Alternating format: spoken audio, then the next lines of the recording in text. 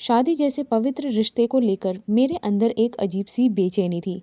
बहुत कुछ मैंने सुन रखा था, खासकर शादी की रात के बारे में। ऐसी ऐसी बातें अक्सर मैंने अपने दोस्तों से सुनी थी कि मेरा दिल शादी के नाम से ही डरने लगा था। मेरी एक सहेली की शादी में दूसरी शादीशुदा सहेली ने शादी की रात का जो दृश्य बताया था, उसे सुनकर मैं और ज़्यादा डर गई थी। और जब मैं ये सब सुनती थी तो सोचती थी कि मैं शादी कैसे करूँगी।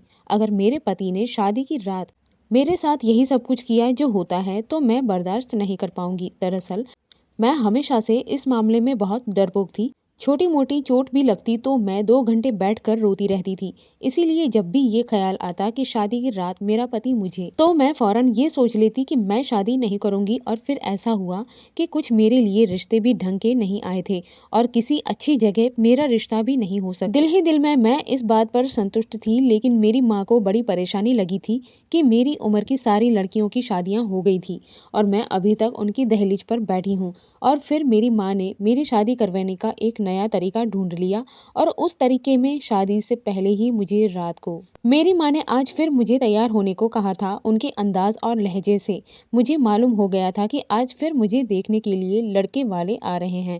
और ये तमाशा पिछले 3 साल से जारी था। ये बात नहीं थी कि मुझ में कोई कमी थी। मैं खूबसूरत थी, पढ़ी लिखी थी और चूंकि मेरा संबंध एक प्रतिष्ठित परिवार से था, इसीलिए मुझे घर के सारे काम भी आते थे। लेकिन इन सब के बावजूद अभी तक मेरा रिश्ता ही तय नहीं हो सका था। मेरे पिताजी नहीं थे, सिर्फ माँ थी और मैं उनकी इकलौती बेटी थी। मेरी माँ गवर्नमेंट स्कूल में टीचर थी। हमारा अच्छा गुजर बसर हो जाया करता था और मैं खुद भी नौकरी करती थी, इसीलिए दहेज वगैरह कभी कोई समस्या नहीं थी। सच बात तो ये है कि हमारे घर में जो भी रिश्ता आता था उनमें से 95% लोगों को मैं पसंद आ जाती थी और कम से कम 10 जगह मेरी बात पक्की भी हो चुकी थी और बहुत सी जगह पर बात चल रही थी। लेकिन होता ये था कि जैसे ही लड़के वाले हाँ करते और बात आगे बढ़ाने की कोशिश करते तो अचानक कुछ दिनों बाद वो लोग इनकार कर देते। और 4 जगह तो मेरी बाकायदा धूमधाम से सगाई भी हुई थी, लेकिन सगाई के कुछ ही दिनों बाद उन्होंने सगाई तोड़ दी। लेकिन आज तक कोई भी हमें ये सही वजह नहीं बता सका। इस स्थिति की वजह से मैं और मेरी माँ बहुत परेशान थे। हमारे समाज में एक लड़की का रिश्ता बार बार टूटना अच्छा नहीं समझा जाता था और लड़की के किरदार पर शक किया जाता है। लेकिन मुझे कभी भी समझ में नहीं आई थी कि वजह क्या है। आज फिर कोई रिश्ता लेकर हमारे घर आ रहा था। मेरा इस तमाशे से दिल भर गया था। मैंने माँ से कह दिया था कि मुझे शादी ही नहीं करनी, लेकिन वो तो माँ थी। वो चाहती थी कि किसी भी तरह मेरी शादी हो जाए और उनकी जवाबदारी खत्म हो जाए। मैं बेदिली से तैयार होकर बैठ गई। जब मेहमान आए तो मैं पारंपरिक तरीके से उनसे जाकर मिली। लड़का भी अपनी माँ और बहन के साथ आया था। उस लड़के को देखकर ही मुझे महसूस हो गया कि मैं उसे पसंद आ गई हूँ और उसकी माँ को भी शायद अपने बेटे की पसंद का अंदाज़ा हो गया था। इसीलिए वहाँ बैठे बैठे ही मेरी माँ से बाकायदा रिश्ता मांग लिया। मेरी माँ तो बहुत खुश हुई, लेकिन उन्होंने उस लड़के से और उसके घर वालों से मेरी पिछली सगाई टूटने की बात छुपाई। मैंने बहुत कोशिश की कि ये बात उस लड़के को बता दूं ताकि ये बात ही खत्म हो जाए और दोबारा मुझे सगाई टूटने के दुख से गुजरना ना पड़े। लेकिन मेरी माँ इस चीज़ पर तैयार ना हुई। कुछ ही दिनों में उन लोगों ने मंगनी की तारीख तय कर दी। मेरे दिल में अब भी यकीन था कि मंगनी होने के कुछ ही दिनों बाद मंगनी टूट जाएगी और वही हुआ जिसका डर था।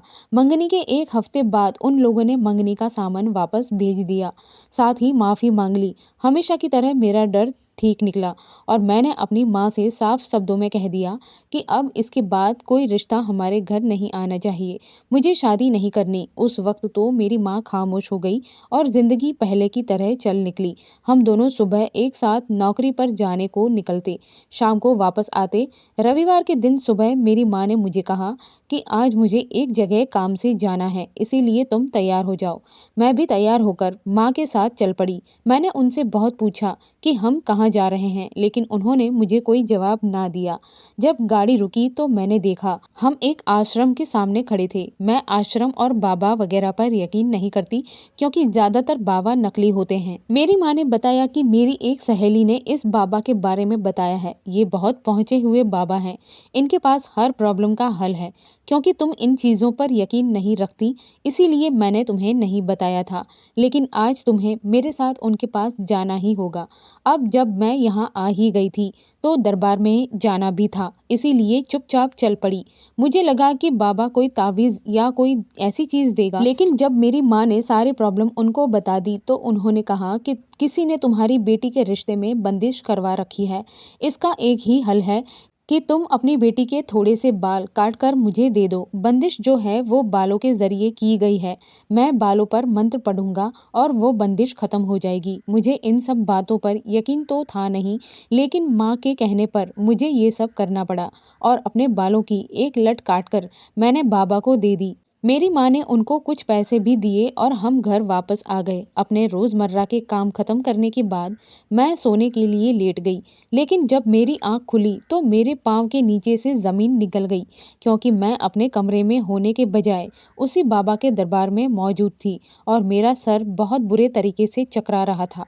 चकराते सर के साथ जब मैंने उठने की कोशिश की और गर्दन घुमाकर देखा तो मुझे बहुत बड़ा झटका लगा, क्योंकि मेरे पास एक लड़का लेटा था जिसको मैं नहीं जानती थी। मैं फौरन वहां से उठी और बाहर जाकर देखा तो वहां कोई था ही नहीं। मैं फौरन वहां से निकली, एक रिक्शा लिया और घर में आ गई। जैसे ही मैंने घर में कदम रखा, मैंने देखा मेरी माँ का रो रो कर बुरा हाल है। मैं फौरन उनसे लिपट गई, लेकिन उन्होंने मुझे पीछे पकड़कर हटा दिया। उनकी आंखों में गहरी नफरत थी।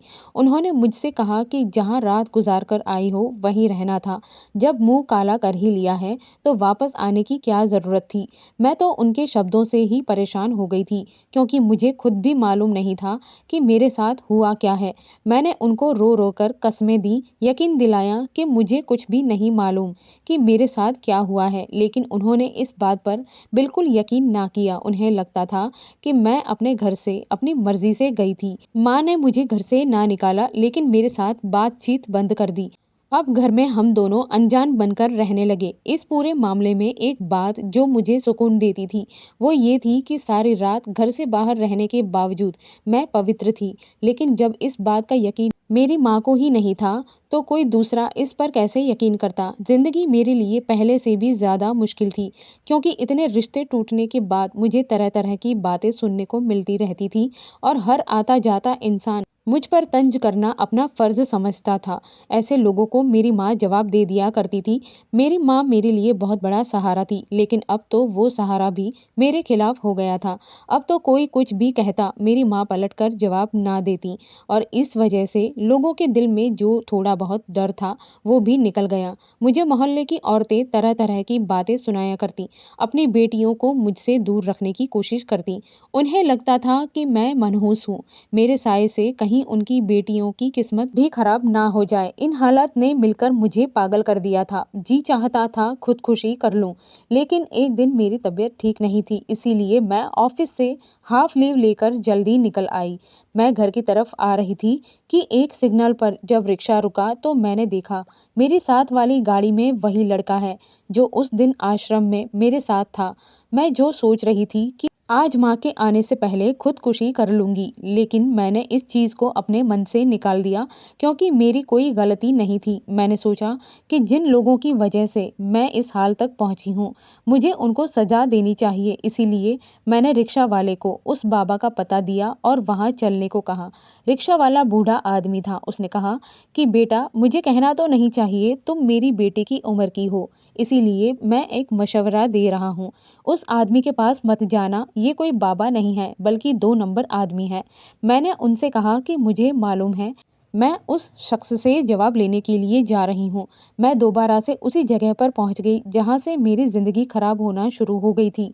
मैंने दुपट्टे से अपना मुंह बंद कर लिया था, इसीलिए बाबा मुझे ना पहचान सका। उसने कहा कि क्या प्रॉब्लम है। मैंने उसको कहा कि प्रॉब्लम यह है कि मेरा रिश्ता नहीं हो रहा। मैं चाहती थी एक दफ़ा फिर वो कहे कि अपने बालों की लट काट कर दो, लेकिन उसने मुझे कुछ तावीज़ दिया। कहा कि ये सुबह शाम पानी में घोलकर अपने घर के चारों तरफ छिड़क देना और खुद भी ये पानी पी लेना, तुम्हारी समस्या हल हो जाएगी। उस वक्त तो मैं खामोशी से तावीज़ लेकर एक तरफ बैठ गई, देखने लगी कि वो शख्स क्या करता है। मैंने देखा वो सभी को एक ही तरह के तावीज़ दे रहा था। मुझे उन सब औरतों पर हंसी आने लगी जो ये समझ रही थी कि बाबा के ताबीज़ों की वजह से उनके प्रॉब्लम हल हो जाएंगे। मैं तावीज़ लेकर खामोशी से घर आ गई। आकर मैंने अपनी माँ को को कहा कि उस दिन जब मैं आपके साथ उस बाबा के पास गई थी तो उसने मेरे बालों की लट ली थी और उसी रात मैं उसके आश्रम पर पहुंच गई थी। लेकिन आज दोबारा मैं उसके पास गई हूँ और जाकर वही प्रॉब्लम बताई है, लेकिन उसने मुझे नहीं पहचाना क्योंकि मैंने चेहरे पर नकाब किया हुआ था। तो उसने मुझे ये तावीज़ दी है। इस बारे में लोग बातें कर रहे हैं कि वो एक ढोंगी है। अभी भी आपको लगता है कि मेरी गलती है तो आप अपने हाथों से मेरा गला घोट कर मुझे मार दीजिए, लेकिन मुझसे नाराज़गी ख़त्म कर दीजिए। माँ को बात कुछ हद तक समझ आ गई, इसीलिए उन्होंने कहा कि वो खुद इस बात की पुष्टि करेंगे और अगर गलती मेरी निकली तो ज़िंदगी भर के लिए मुझसे संबंध तोड़ देंगी, और अगर मेरी कोई गलती ना निकली तो जो सारे इस घटना के जिम्मेदार हैं उनको सजा दिलवा कर रहेंगी। मैंने उनको सारी बात बता दी कि जब मेरी आंख खुली तो मेरे साथ कोई लड़का था, लेकिन मेरी इज्जत सही सलामत है और मुझे मालूम नहीं कि मैं उस आश्रम तक कैसे पहुंची। अब मेरे साथ मेरी माँ थी। मुझे यकीन था कि हम सच्चाई तक जरूर पहुंच जाएंगे। मेरी माँ ने अपनी उसी सहेली से पूछा कि तुम्हें उस बाबा के बारे में किसने बताया था। उसने कहा कि हमारे मोहल्ले की एक औरत उसके पास गई थी और उनकी समस्या हल हो गई थी। कोई भी बात ऐसी नहीं थी जिससे मालूम हो जाता कि उस बाबा ने जानबूझकर ये सब करवाया है या किसी तरीके से हम तक ये बात पहुंचाई है ताकि हम लोग उसके पास जाएं।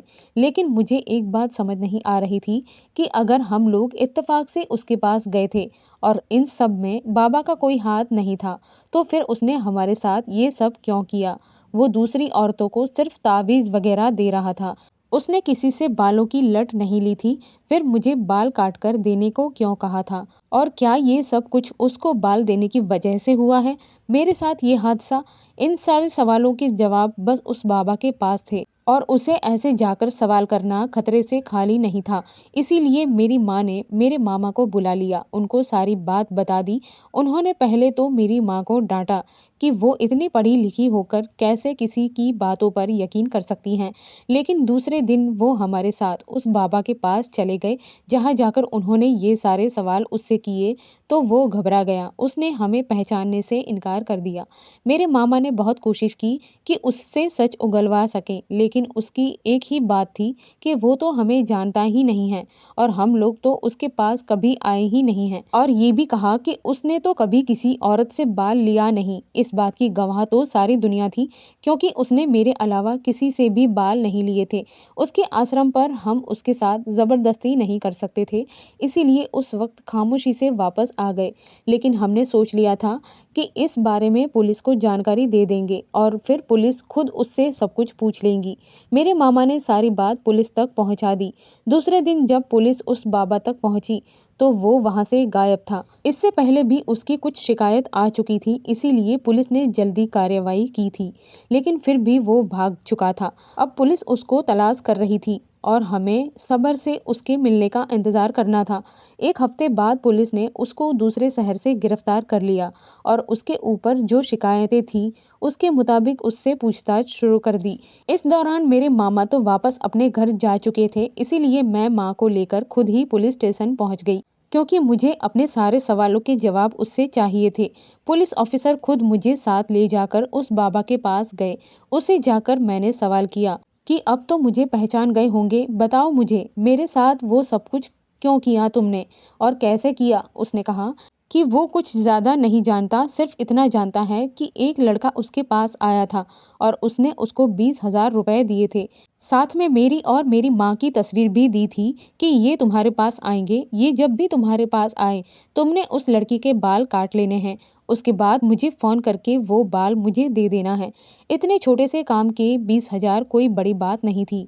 मैं तो वैसे भी कोई बाबा तो था नहीं, मैंने वैसे ही अपना कारोबार बनाया था, इसीलिए मैंने उसकी बात मान ली। और जब आप और आपकी माँ मेरे पास आई तो मैंने तुम्हारे बाल काट लिए और लड़के को फ़ोन करके बता दिया। वो उसी वक्त मुझसे तुम्हारे बाल ले गया था। उसके बाद उसने क्या कुछ किया मुझे मालूम नहीं, लेकिन दूसरे दिन जब मैं वहाँ अपने आश्रम पर गया तो मुझे कुछ लोगों ने बताया कि सुबह एक लड़का और एक लड़की को यहाँ से जाते हुए देखा गया है।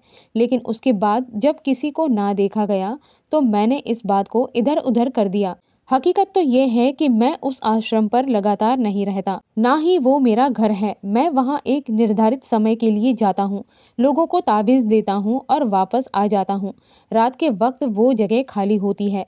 बाबा ने तो अपना बयान दे दिया था, लेकिन बात तो वहीं की वहीं आ गई थी कि वो लड़का कौन था और उसने ये सब क्यों किया और क्यों करवाया। पुलिस वालों से हमने कहा कि अगर हम उसके खिलाफ एफआईआर दर्ज करवाए तो क्या वो उस लड़के को ढूंढ सकते हैं, लेकिन हम शरीफ लोग थे, कोर्ट कचहरियों के चक्कर में नहीं पड़ना चाहते थे, क्योंकि इस मामले की वजह से पुलिस हमारे घर आना जाना करती और फिर उस मोहल्ले में हमारी बदनामी होती, क्योंकि हम दो औरतें ही घर में रहते थे। इसीलिए जब मेरी माँ ने ये सारी बात उस ऑफिसर को बताई तो उसने कहा कि वो हमारी मदद करेगा और हमें बाहर बुलाकर सारी छानबीन बता दिया करेगा ताकि हमारी बदनामी ना हो।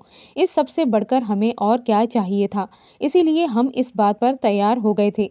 उसने हमारे सामने उस बाबा से उस लड़के का स्केच तैयार करवाया, मुझे भी दिखाया। मैं उसे देखकर पहचान गई कि ये वही लड़का है। उस ऑफिसर ने उस स्केच के जरिए उस लड़के को ढूंढना शुरू कर दिया। 2 हफ्ते बाद पुलिस को वो लड़का मिल गया। पुलिस ऑफिसर ने हमें स्टेशन बुलाया। जब मैं और मेरी माँ पुलिस स्टेशन गए तो वो लड़का ऑफिस में ही बैठा था। मैंने जाते ही उससे सवाल किया कि कौन हो तुम और तुमने ये सब क्यों किया। उसने जो कुछ बताया वो हमें हैरान करने के लिए काफ़ी था। उसने बताया कि वो मेरे सगे चाचा के दोस्त का बेटा है और बचपन में हम एक साथ ज़रूर रहे हैं, क्योंकि वो हमारे पड़ोस में रहता था। लेकिन मेरे बाप के मरने के बाद जब दादी ने मेरी माँ को घर से निकाल दिया तो हमारा आपस में रिश्ता ख़त्म हो गया। उसके बाद न सिर्फ मेरी माँ ने पलटकर उस घर की तरफ नहीं देखा और ना ही उस घर से किसी को यहाँ दादी ने आने दिया। अभी कुछ ही साल हुए हैं जब दादी चल बसी और तभी वो मुझे और मेरी माँ को ढूंढता हुआ हमारे घर तक पहुँच गया। लेकिन उसे मालूम हुआ कि मेरी और उसकी माँ एक दूसरे से नफरत करती हैं, लेकिन मैं उसे पसंद आ गई थी, इसीलिए उसने हमारे घर पर नज़र रखना शुरू कर दी। जो भी हमारे घर में रिश्ता आता या जहाँ भी मेरी सगाई होती, उसको तोड़ने में उसी का हाथ था। वो लोगों को ऐसी ऐसी धमकियाँ देता कि उन्हें सगाई तोड़नी ही पड़ती थी। वो मुझे बदनाम तो नहीं कर सकता था, इसीलिए उसने डरा धमका कर ये रिश्ता ख़त्म करवा दिया। 3 साल से वो यही कर रहा था, लेकिन उसे लगता था कि ये सिलसिला सारी ज़िंदगी चलता रहेगा। वो किसी भी सूरत में मुझसे शादी करना चाहता था। इसीलिए जब उसे ये मालूम हुआ कि मेरी माँ बाबा के चक्कर में फिर रही है, तो उसने अपनी एक जानने वाली के ज़रिए मेरी माँ की बहुत करीबी सहेली को उस बाबा के बारे में बताया और उस बाबा को जाकर पैसे दे दिए ताकि वो मेरे बालों की लट काट ले। हमारे गांव का रिवाज था कि जो लड़का लड़की के बालों की लट काट लेता है, वो लड़की उसकी मंगेतर हो जाती है। इसीलिए वो हर हाल में मेरे बालों की लट लेना चाहता था ताकि उसके माँ बाप इस रिश्ते पर ऐतराज़ ना कर सके और ना मेरी माँ इस बात पर ऐतराज़ कर सके। लेकिन उसी रात उसने देखा कि कुछ लोग हमारे घर में ज़बरदस्ती घुसने की कोशिश कर रहे हैं। जब वो अंदर आया तो मैं और मेरी माँ दोनों बेहोश थे। शायद उन लोगों ने पहले अंदर बेहोशी की दवाई स्प्रे की थी और वो शायद डाकू या लुटेरे थे। उस वक्त उन्होंने अपनी भावनाओं के आगे घुटने टेक दिए और वो मुझे उठाकर उस आश्रम पर ले गया, क्योंकि उसे मालूम था कि रात को वो खाली होता है। लेकिन वहाँ जाकर उस पर उसके माँ बाप की दी हुई परवरिश का असर हो गया था और उसने मुझे कुछ भी नहीं कहा, बस खामोशी से मेरे साथ सो गया। और सुबह जब मैं उठकर वहाँ से निकली तो वो जाग रहा था, लेकिन उसने जाहिर नहीं किया कि वो जाग रहा है, बल्कि वो मेरे पीछे पीछे निकला और मुझे घर तक छोड़कर गया था। उसे लगा था कि इस घटना के बाद वो जब रिश्ता भेजेगा तो मेरी माँ फौरन कबूल कर लेंगी।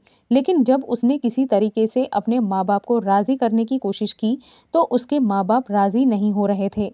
उस लड़के ने बताया कि कुछ ही दिन हुए हैं कि उसके माँ बाप राज़ी हो गए, लेकिन इस दौरान उसने उस बाबा की गिरफ्तारी की खबर सुन ली थी और इसीलिए वो खामोश हो गया था कि पहले वो बाबा का मामला ठंडा हो जाए। लेकिन मालूम नहीं था कि कभी किसी दिन वो भी पकड़ा जाएगा। उसने वहीं पुलिस स्टेशन में मेरी और मेरे माँ के पाँव पकड़कर माफ़ी मांगी। मेरी माँ ने उसे खुले दिल से माफ़ कर दिया और शायद उसे माफ़ करना हमारी मजबूरी भी थी। कुछ ही दिनों के बाद मेरे चाचू और उनके दोस्त हमारे घर आए और मेरा उस लड़के से रिश्ता तय हो गया। अब मैं उसके साथ एक अच्छी ज़िंदगी गुजार रही हूँ। लेकिन जब भी मुझे अपने वो दिन याद आते हैं तो महसूस होता है कि मुझे पाने के लिए मेरे पति ने एक गलत रास्ता चुना था। अगर उसकी उस गलती की वजह से मेरे साथ कुछ बुरा होता या फिर मैं पूरी तरह से बदनाम हो जाती, तो मैं किसे कसूरवार ठहराती। वो तो भगवान का एहसान था कि मेरी इज्जत बच गई थी, मैं बदनाम होने से बच गई। लेकिन अगर ऐसा कुछ होता तो क्या मेरा पति मुझे अपनाता? क्या वो मुझसे शादी करता? कभी-कभी तो मुझे ये ख़्याल भी आता है कि क्या मैंने अपने पति से शादी करके ठीक किया? आप लोग मुझे बताएँ कि क्या मेरा और मेरी माँ का फ़ैसला सही है? दोस्तों, उम्मीद करती हूँ कि मेरी ये कहानी आपको पसंद आई होगी। अगर कहानी अच्छी लगी हो तो इसे लाइक करें। चैनल पर नए हैं तो चैनल को सब्सक्राइब करना ना भूलें। धन्यवाद।